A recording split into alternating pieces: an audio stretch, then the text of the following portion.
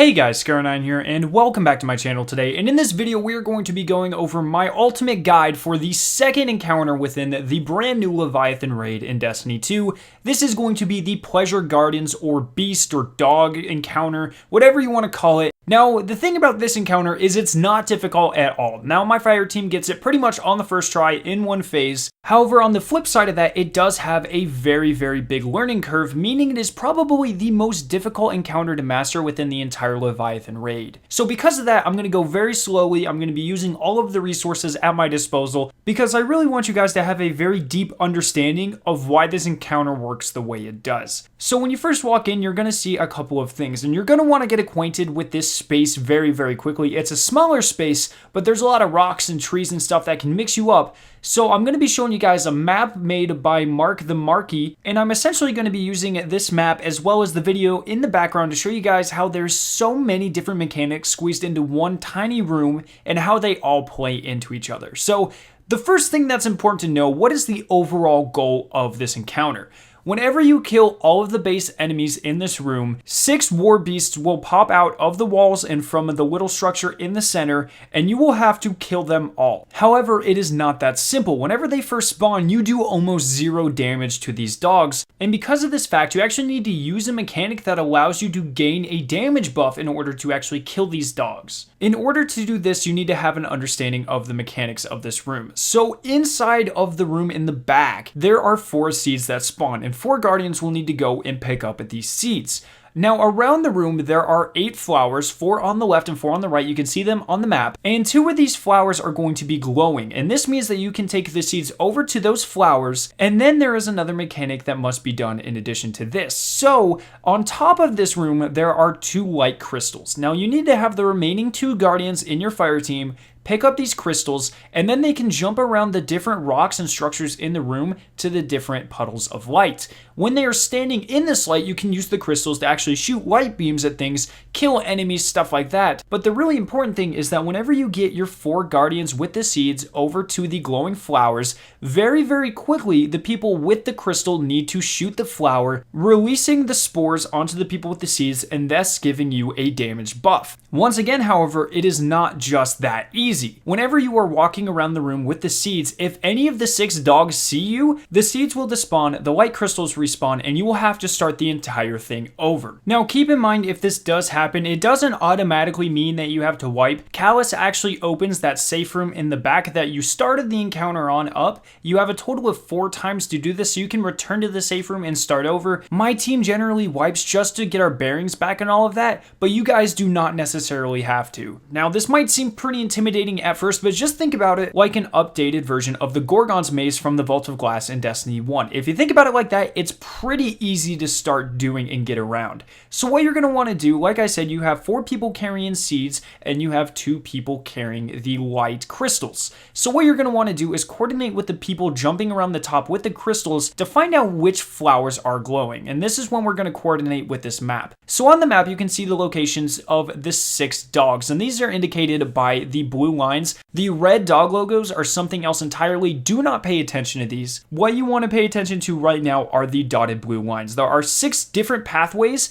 and most of the dogs just walk back and forth. You can see the one dog in the lower right actually does a circle around the rock, but all of these are very important. So you're going to have to use this map to kind of plan out your path. Make sure you can get to a flower without crossing paths with a dog. It is also very easy to coordinate with the people up top to make sure the dogs aren't walking towards a flower or whatever. It is also important to note that these dogs don't have hypersenses. If you're more than 5 feet or 10 feet away from them, if you're behind them, if you're beside them, they can't hear you. You can sprint around all you want. As long as you don't go directly in their line of sight, they cannot see you. Now, using all of this information that I've just told you, you have to get to each of the different flowers to get as many spores as possible. If you get all 4 people to a flower and then get a person with a light crystal to shoot it immediately, the maximum buff you can get is 12 spores. In addition to this, whenever the person with the crystal shoots the flower, one of these Cabal Beastkeepers will spawn on both sides of the room, and the only people that are going to be able to kill them are the people holding the crystals that can shoot the light, because if the regular guardians drop their seeds and shoot them, first of all, the dogs dogs will be alerted, and then you will also not be able to go around and continue picking up these spores because you can't get your seed back after you drop it. So in order to keep these Beastkeepers from killing all the players, the people with the crystals have to be sure to watch the balconies when they spawn to kill them as soon as they can. Then you can stack this up per encounter. So if you get to one flower and get 12, you can make your way over to another one without alerting the dogs to get 24, to a third one to get 36, so on and so forth.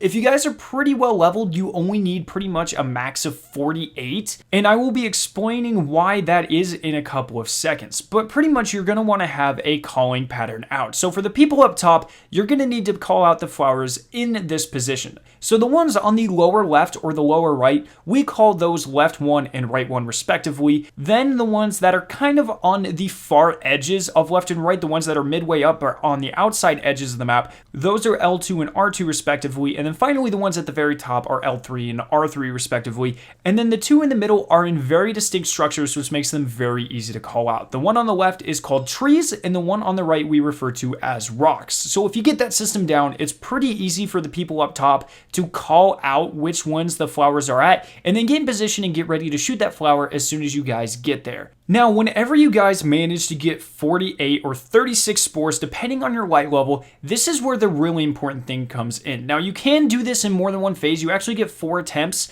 However, the more dogs you kill in an attempt, the less time you have in successive attempts. So say you get 3 dogs dead, whenever you get back in, you only have about half the time to get 2 different flowers and gather spores before the dogs grow restless, and you will automatically lose the spore and the light crystals, and you'll just have to attack them. So what my fire team does is we try to take out all 6 dogs all in once. So this requires a lot of coordination. You're going to want to make sure you have the heavy hitters on. If you have a sword that replenishes ammo as you get hits, use that. If you don't, use the Merciless. Use Pulse Grenades, use Celestial Nighthawks.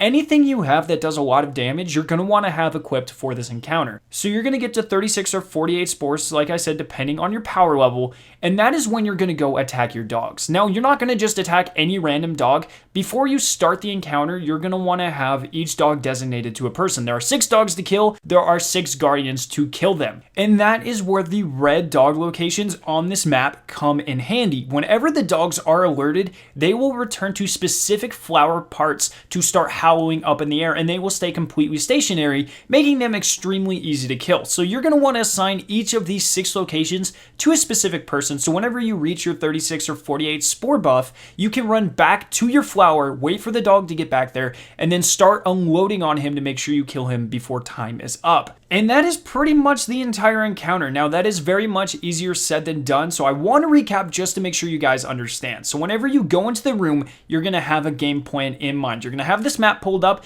You're going to have one of the locations designated to each of the guardians. You're going to know which 4 of the guardians are running with seed pods, and you're going to know which 2 are doing the lights up top. Then you're going to kill all the enemies that are presently in the room, and this will release the 6 beasts. You're going to go up to the center structure, drop down, and this will start the entire encounter. And then this is when you have to work together with the people up top to identify the glowing flowers, sneak around with your fire team, making sure you don't cross the paths of any dogs so you don't alert them, make it to the glowing flower, all 4 of you guys, have someone shoot it with the light, gain 12 spores, make your way to a second flower to get 24 spores, and then so on and so forth until you get 36 or 48, or heck, even 60 if you feel like you're underleveled or you just want that extra insurance. And then you're going to make your way to your designated positions to kill all the dogs at once. And that is by far the easiest way to do this encounter. Now, I do appreciate that this is an extremely difficult encounter, so if you have any questions at all, ask them down in the comment section and I will be more than happy to help you guys out. I will also have this map linked down below. Like I said, it is made by a Reddit user, Mark the Marky. If you want to go give him praise, if you want to download it to your computer so you always have it, I will have that linked down in the description. But pretty much that is this entire video. So I hope you guys did enjoy. If you did, make sure to leave a like rating and to share with your friends. If you are interested in any of my other raid guides for the Leviathan raid, I will have them linked down in the description, or you can find them by clicking the annotations on screen. If you are brand new to my channel, make sure to hit the giant version of my logo to be subscribed for more awesome Destiny 2 videos and live streams. Thank you guys so much for watching today, and I will see you in my next video.